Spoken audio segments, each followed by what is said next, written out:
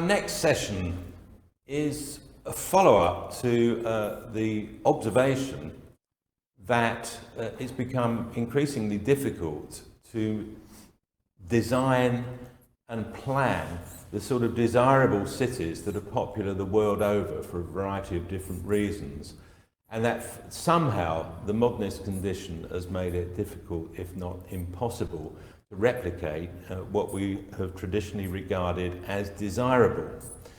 Well, in this session, we're going to look at a master plan which attempts to do just that. It's in the context of Doha, and it's the Msheireb project, which is a remarkable, almost experimental project, but at a very big scale and achieved and highly successful. And here to talk about it in the studio in London are Joanna Bacon, Managing Partner at Allies & Morrison, and Daniel Elsey, a Director at the practice. Over to you guys. Good morning. What we want to talk about today is something that Allies & Morrison have been interested in for more than 25 years. We want to contribute to cities with people in mind, and perhaps this slide shows just the opposite. What we want to do is to make cities that are places for people, and we're concerned about rapid urbanization across the world, many of which is sprawling and energy inefficient. In the era of climate change, all of these put us increasingly at risk, and design needs to compensate and address climate change issues, to touch the world lightly, but to put people at the center of what we do. We're going to talk about downtown Doha in Qatar, which we started with a proposal back in 2006. What I'm going to talk to you about is a livable city, a city with people in mind, a city centre with ambitions to attract families back to urban living, and a city centre that is environmentally appropriate for its location and that considered sustainability really seriously.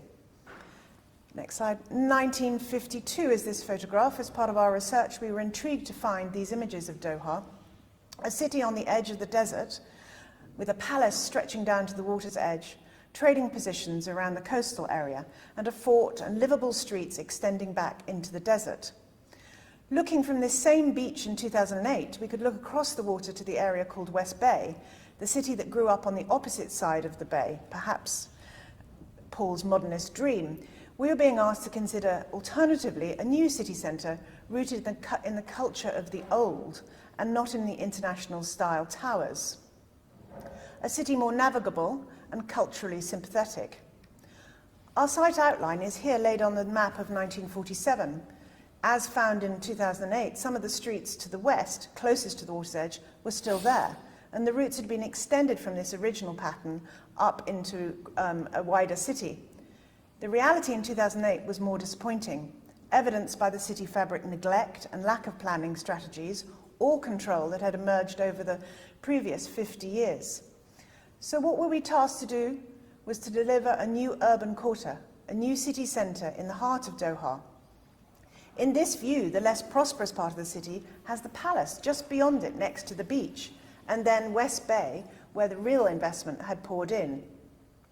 Critical to this endeavour was a collaborative team effort. The master plan was led by Arup and then followed by competitions and invitations to architects committed to the same vision as set out in the master plan design guidelines. As you'll see, this team produced more than 100 buildings, hugely ambitious in terms of sustainability. And the client team, I need to say, were genuinely committed, led with personal attention and an eye for detail and craft by Sheikha Moza. She was fundamental in the creation of a livable city that would attract generations back to live in urban Doha, potentially car-free. So this timeline was really a period from 2006 to 2020, which is an incredible achievement for all concerned. I'm now going to hand over to Daniel to present the city and all its places and streets. Thanks, Joe. So here is the site plan where you'll see our site is an orange, 31-hectare site. It's a substantial piece of city in the heart of Doha, but its location is really important as well, in the sense that you'll see in the lower right-hand corner there, you'll see the airport. And within our orange site boundary, is now the largest metro station in the Doha metro. So the idea is that a visitor could come to Doha and come to Msheireb via the airport, via the metro, and have that as a car-free experience, which is, I think, quite a novel idea for a Gulf city. And here you'll see the site as it was. It was quite ramshackle. There were buildings on it, but it had the DNA of density and walkability, very much in contrast to the tower and podium approach to West Bay in the background. And if you were to compare these two conditions, or these two different ideas of what the city could be, there actually, there is quite a contrast at street level, at the human level, when people are walking through. In West Bay on the left here, you'll see, there's no pavements, the roads are wide, the buildings are quite spaced apart. So what the Msheireb master plan tries to do is create an alternative, not as CBD, but an actual downtown, which is walkable and at a human scale. Here's the massing of the master plan, a CGI produced probably, if I remember, 2008 or so. And this shows a kind of gradation, an intentional gradation in the building heights. So in the bottom of here is actually the northern side of the master plan.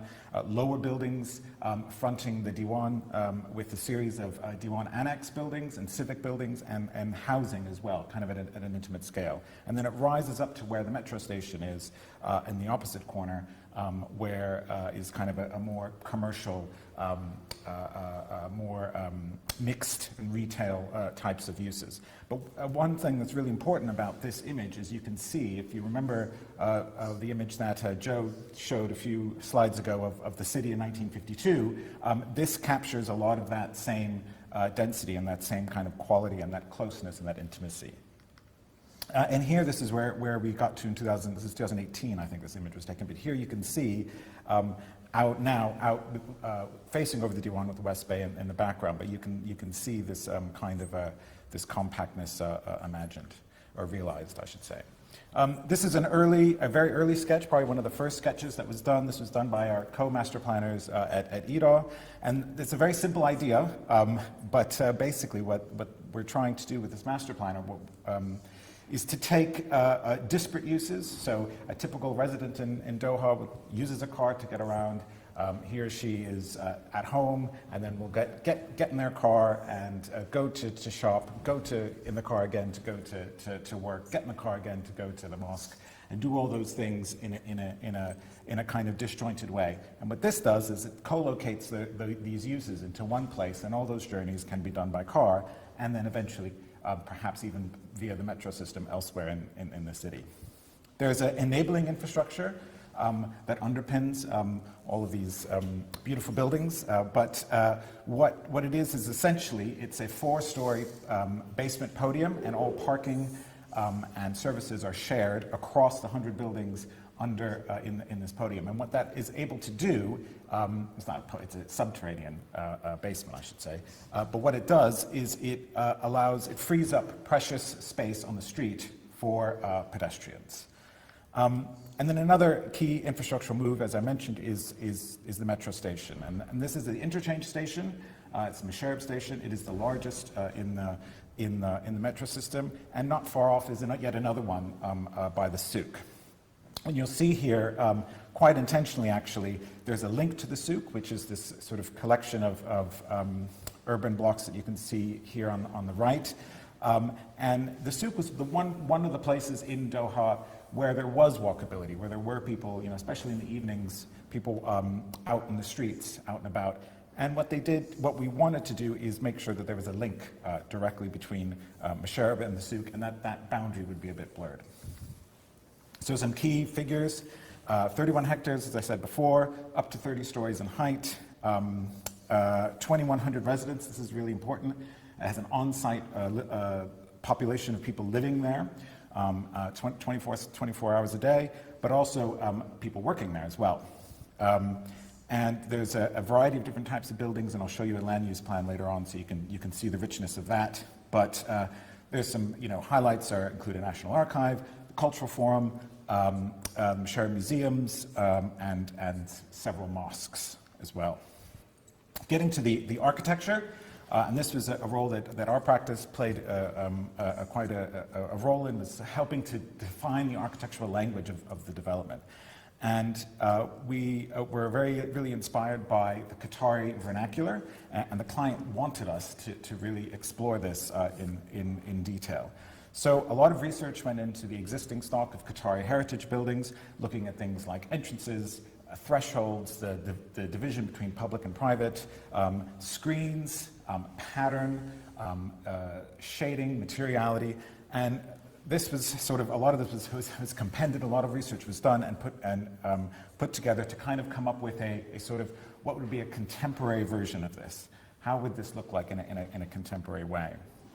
And workshops were held with the client, and this process took several years, actually. It took 2 or 3 years. There was an academic advisory committee with professors from MIT and Harvard and others who helped to enrich and inform what the design team was doing.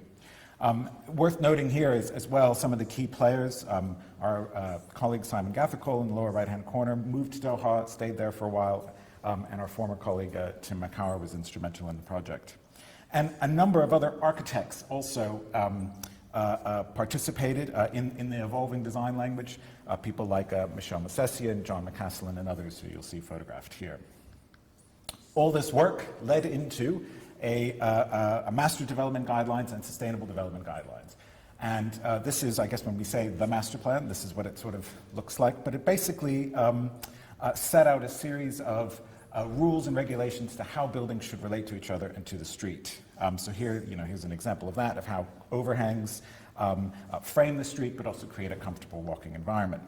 And sort of hardwired into the project is sustainability, as obviously as in its compact urban form, but also the performance of the buildings was very important. So the master plan mandated that there should be a minimum of LEED Gold rating achieved for all buildings, but in actuality, we exceeded those, and now a majority of the buildings, 53 so far, meet LEED Platinum. And we believe this is the highest concentration of those types of buildings in one place. The uses, you'll see here in the burgundy, appropriately Qatari burgundy, is the civic quarter of civic buildings that face the Diwan. But you'll see there's a mix of all the other uses that you would find in a typical piece of city. And residential, housing, retail. Also worth noting, the 2 gray boxes are 2 district energy centers, which service the whole development. And infrastructure has been seamlessly thought of as part of the whole architectural ensemble. Phasing was delivered over several phases, and that's most of it is built out. Phase 4 is still not quite complete, but most of it is built out. And really important to acknowledge is the collaboration of architects. So about 70 or so different architects from around the world were invited to participate in competitions. 9 were selected. These are the 9, and you'll see where which buildings that they were designed by. What's really important to note, though, is that all the architects were working with a shared palette, and the idea was that they would interpret it in their own way, and there'd be slight gradations, and so you would have a diversity, but also a kind of holistic approach. There are 7 steps that were developed. If you remember those few slides ago, I showed those big hunky books.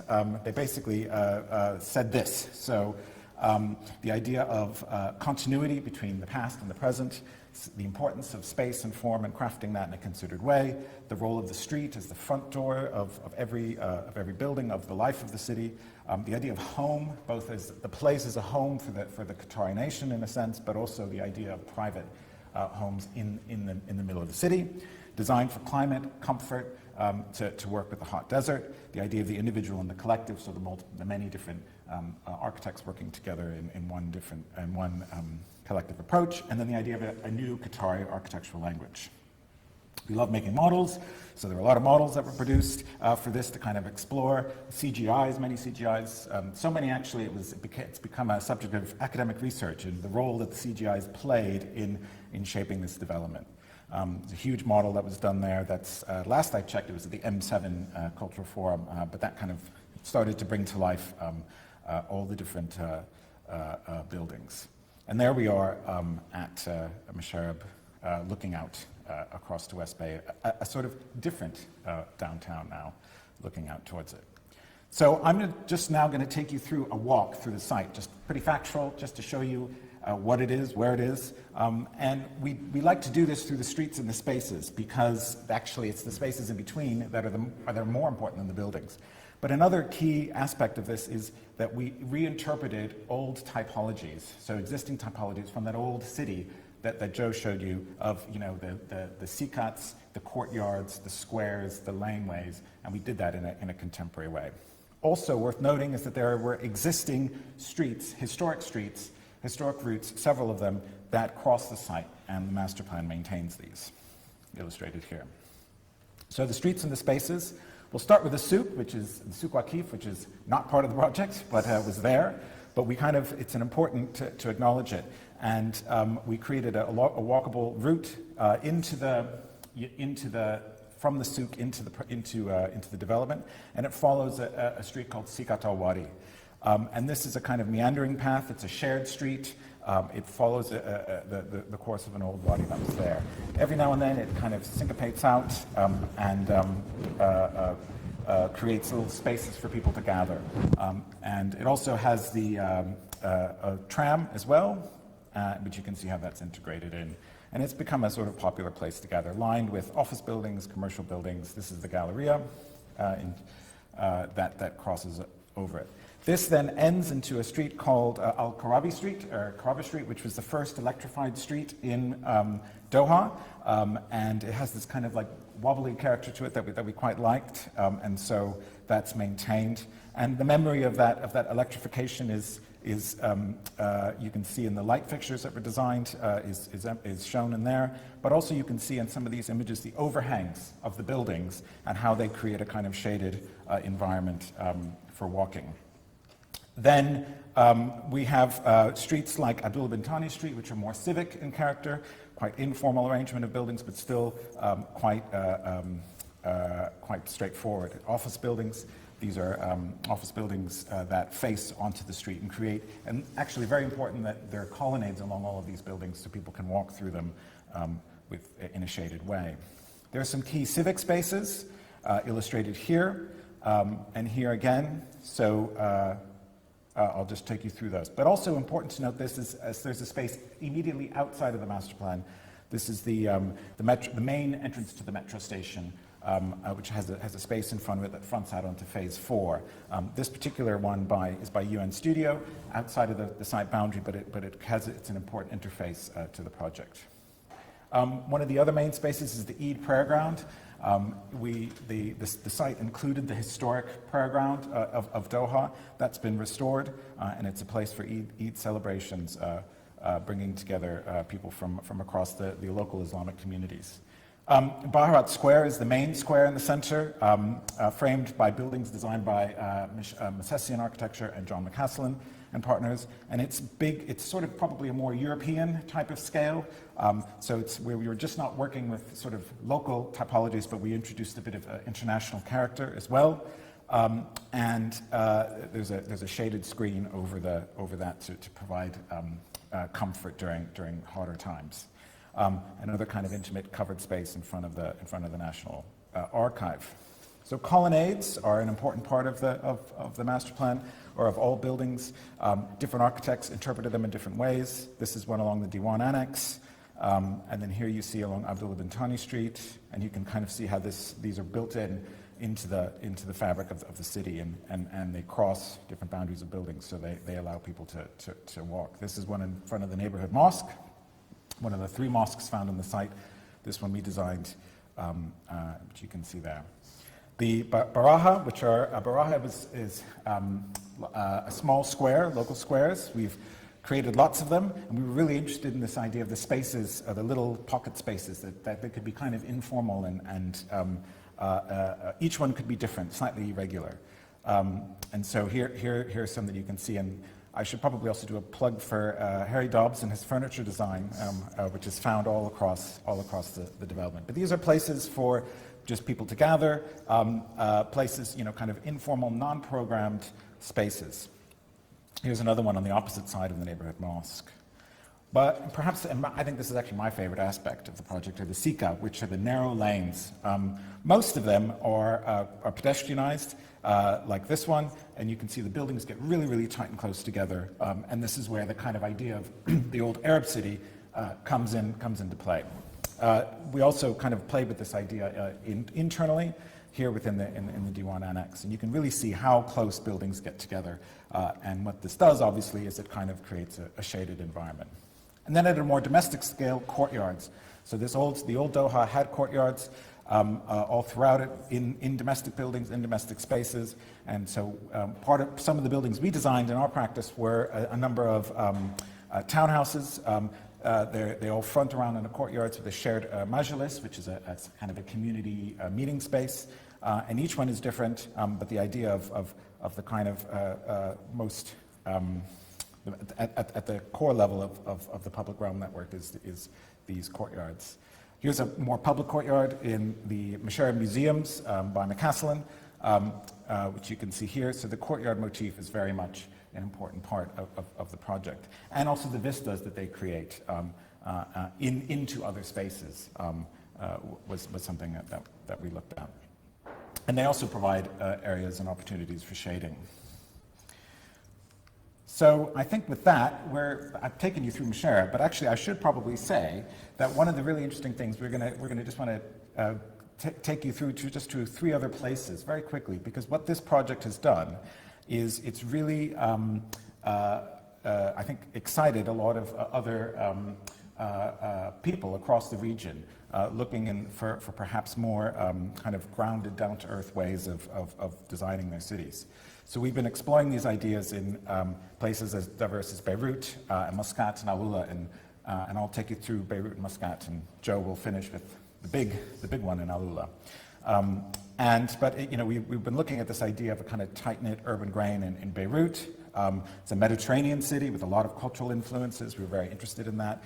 And so how the commission in this particular case was to create a kind of dense, compact, mixed-use, largely residential area on the edge of the old city. And we were really interested in how to do that in a way that was characterful and appropriate, actually, to its heritage location.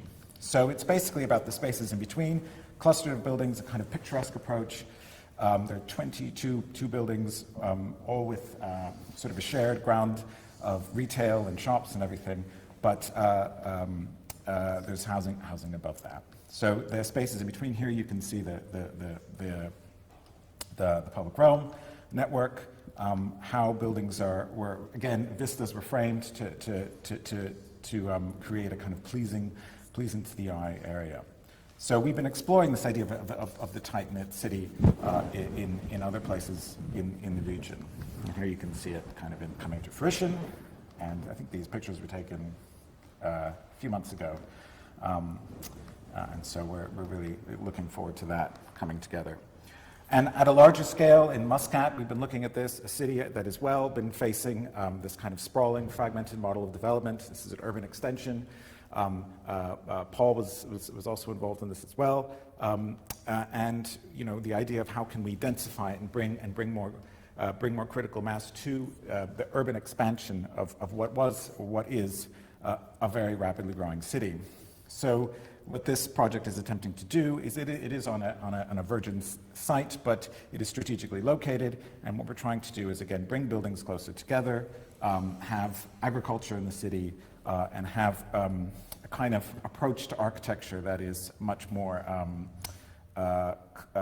climate appropriate, but culturally grounded as well. And I think in Oman it's particularly important because the late Sultan was it was very important to him to kind of maintain the country's cultural identity.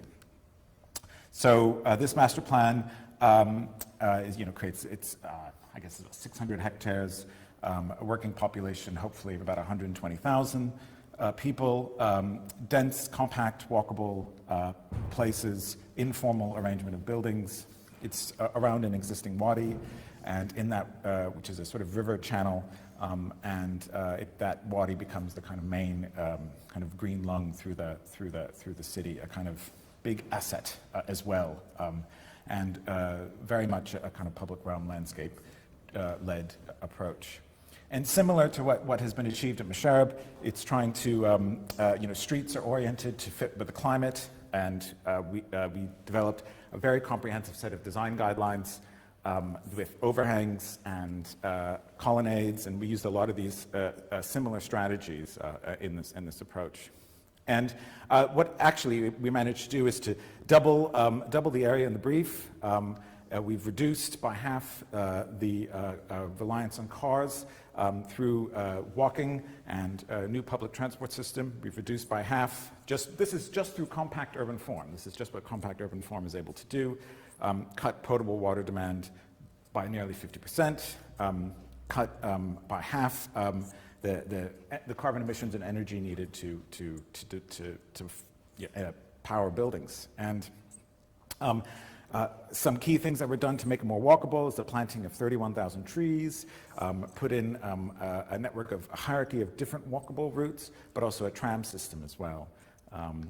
And also just one of the devices that we used in the design of the master plan was this idea of a kind of making it a joy to walk through, just a kind of nice place to be. And so we spent a lot of time studying different angles, and here you can see how the role of colonnades or shading pavilions can make that process a sort of enjoyable thing. So it's something that people will want to do.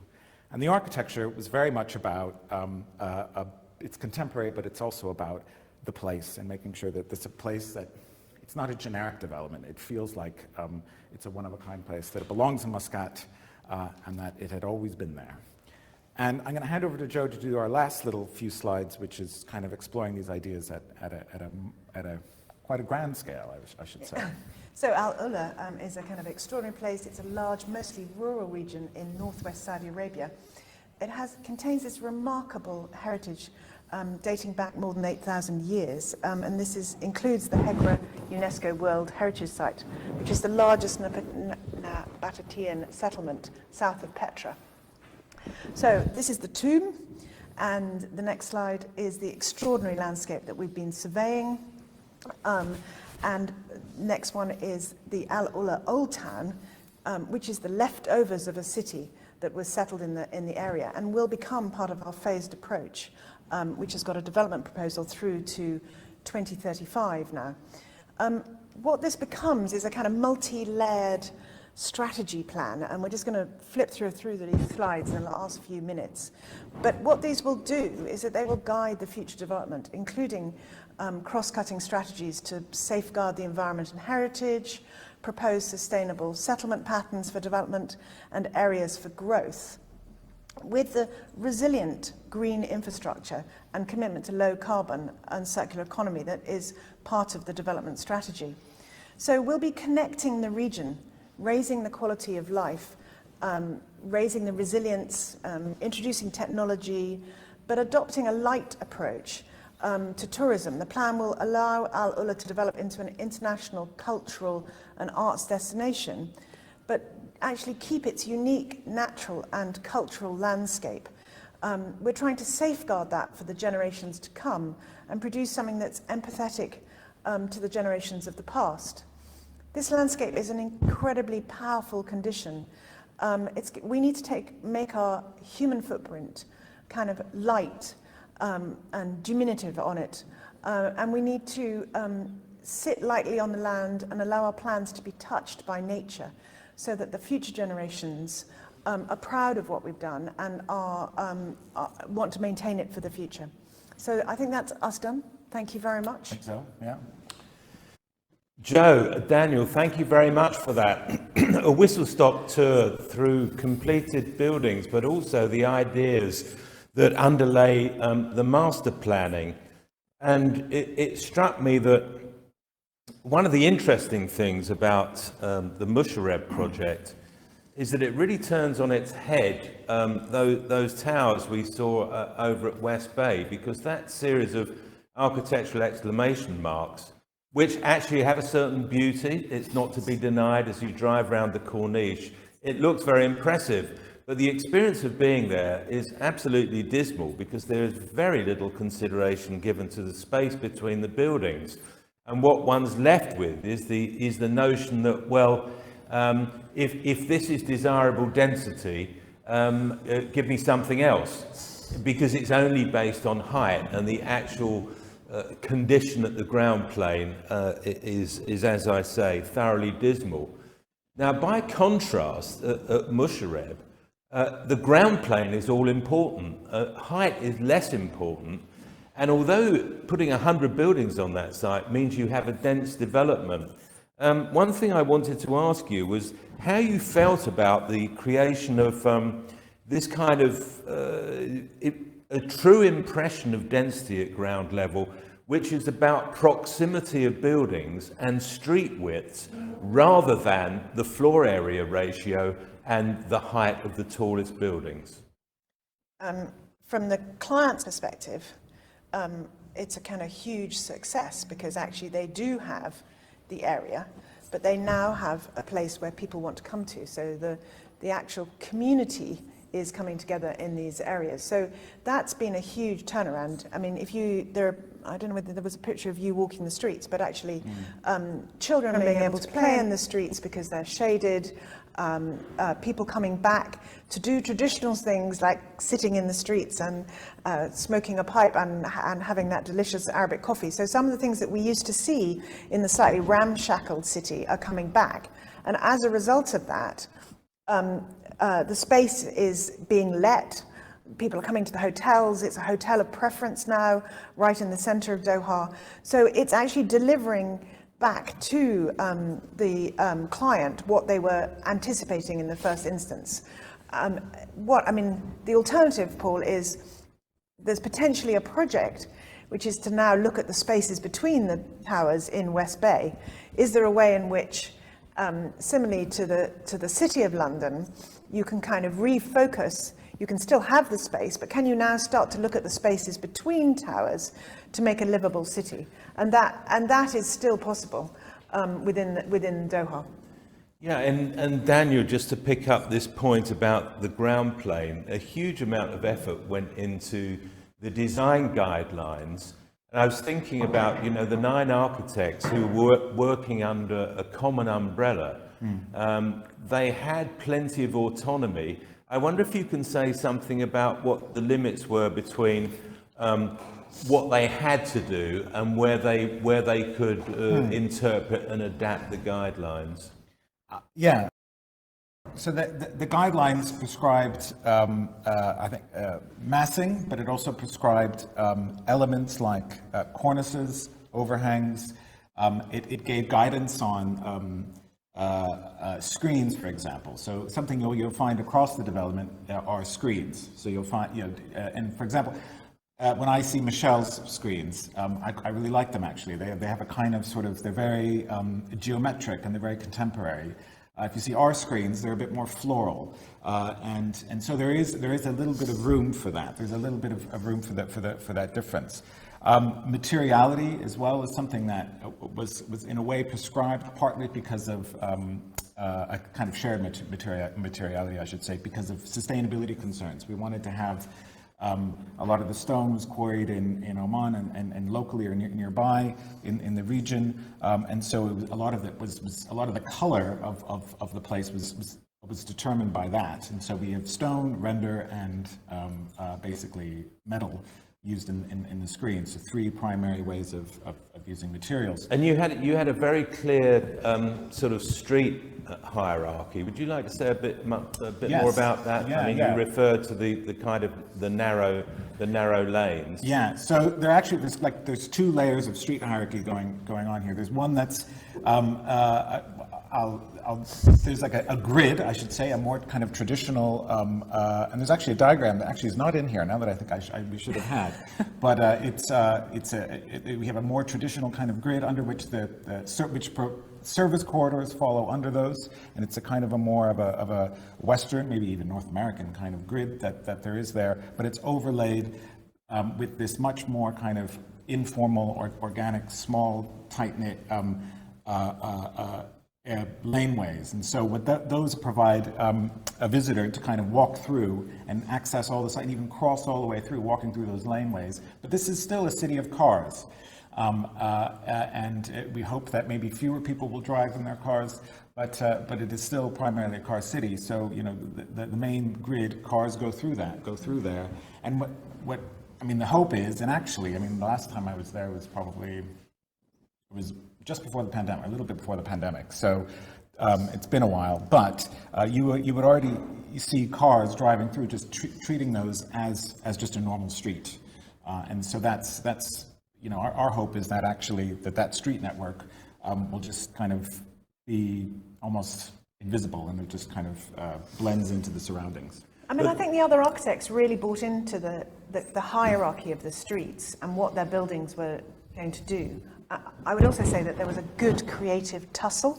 So stretching, we were working with really good architects, so lots of kind of, I know you've said this, but can actually it do something slightly different? So working within the guidelines were not meant to be too prescriptive, but allow creativity and allow for that creative tension and development with a really good collaborative team.